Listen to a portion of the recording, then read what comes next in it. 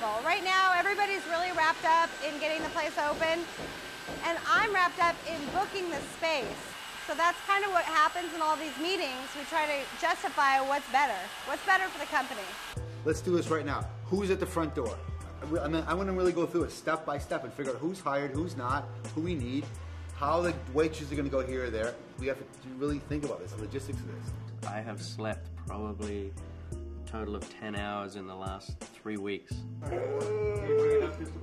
It's a stressful situation to get a venue this size up and running and together in a short space of time. You just got to kind of get out there and fight. I'm just trying to fight for my vision of what I see the Spider Club as, and try and keep its individuality within the big picture.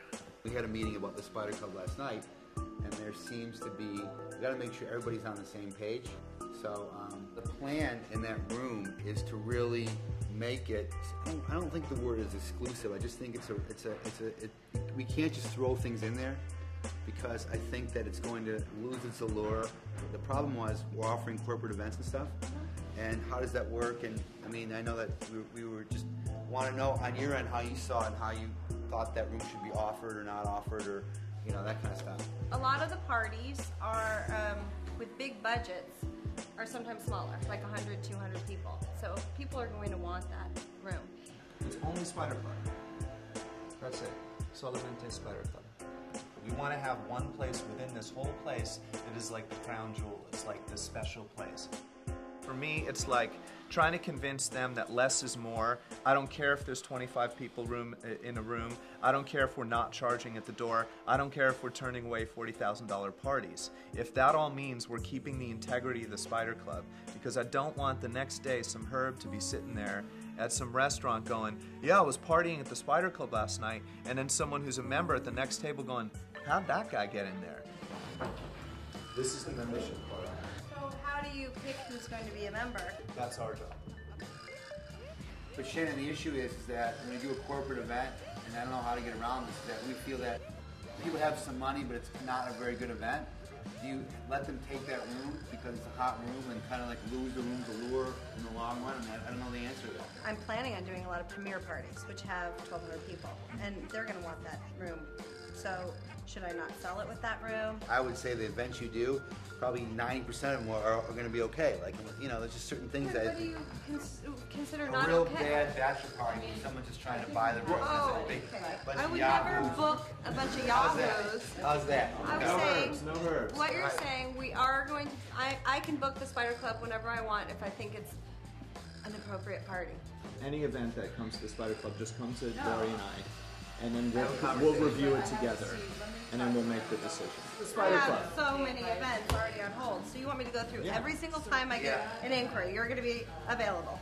She'll be able to discern 99% of what she'll know. Yeah, but I have to still check with Donovan. I know, but you don't have to be so literal. He means have communication, Shannon. In other words, I'll talk do about What if I have something on that night? I mean, so we don't want to... You know, I was in that meeting and I was overhearing them determining who and how they thought people were cool, like what's the dress code and how should they look, and I think that's kind of all bullshit.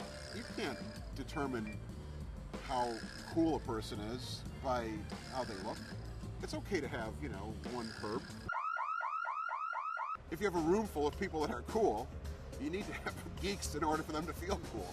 No herb. Is a herb a hoo-ha? pat downs, right? I don't see that. Was that going to be a problem with the cops? There's only one concert in the first week that we would pat down for, and that would be Spearhead, just because of the pot smoking. We're going to run into the same problems that we have with the ABC and the ICD. It's not going to stop a drug crowd. Right.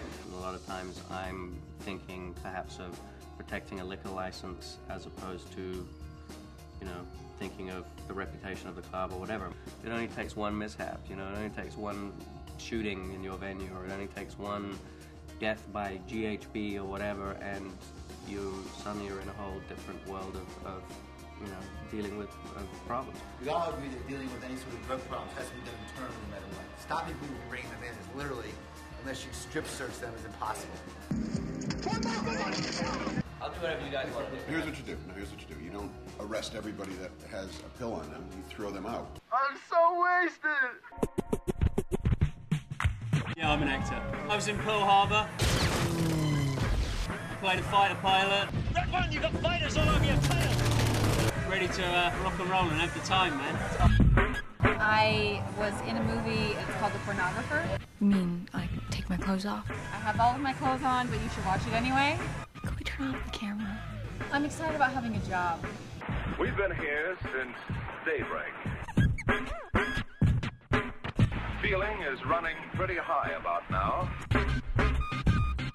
If everything goes according to plan, we'll soon see the largest explosion ever set off on the face of the earth. And there's going to be about 800 people here. It's huge. Minus 10 seconds. All of this stuff is going to get soaked. 9er. And there's no dry towels. 8. Nothing's working. 7. There's a line out the door. A state-of-the-art joint. 5er. I'm trying to get the laser working. 4. Does anybody have a wristband already on? 3. You gotta have the wristbands on. 2. This is all good. 1. I'm gonna go home now.